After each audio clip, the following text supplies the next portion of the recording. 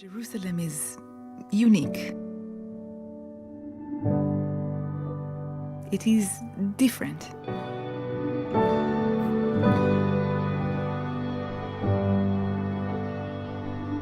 Wandering around Jerusalem is to feel belonging. I am Ruti. I am the mother of 5 children: Ofek, Orlev, Itamar, Osher, and Naor.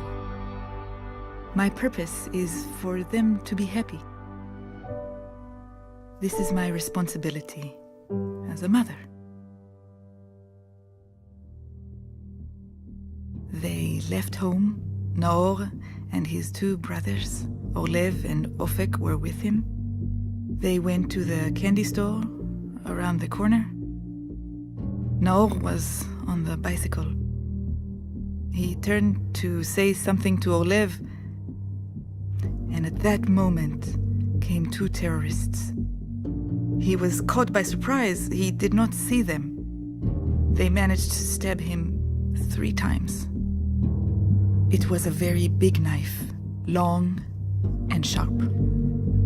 I heard police and ambulance sirens, and I was up there in seconds. I saw Naor lying on the ground and all the blood around him. I approached him and yelled to him, "Naor, answer me! Open your eyes! Naor! Mom is here! Naor! Naor!" And no reaction. We heard the call that there was a stabbing. We got to the place, to Naor, after 1 minute. I saw him right near a store. He was lying on his face.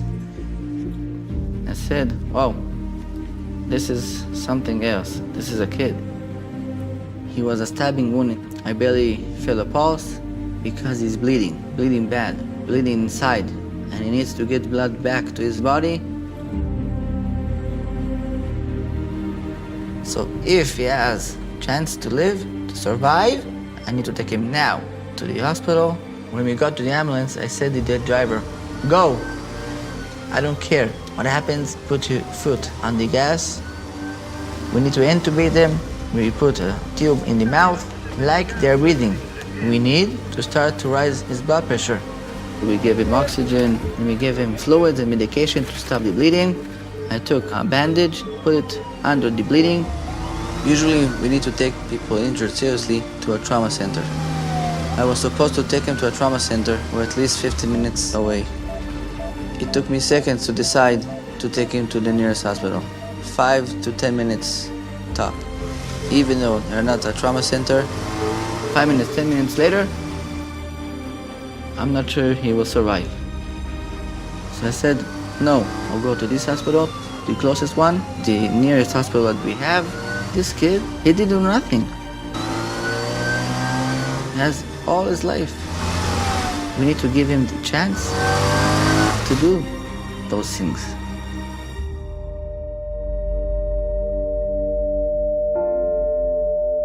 When he came in, he's not alive. That means he has no pulse. We start resuscitating him, start giving him fluid and blood. And after 3, 4, 5 minutes, out of the sudden we have blood pressure. We operated on him. He received about 40 units of blood. The decision to bring him here, I think, was critical. And since that time, I always say that Magen David Adom saved him, not me. It's like returning to life. Seeing him come home, it's like now I can finally breathe again. To listen to music again, to sit and talk. These things, they are great. The fact that he is alive is a miracle. And I know it was Magen David Adom that saved his life.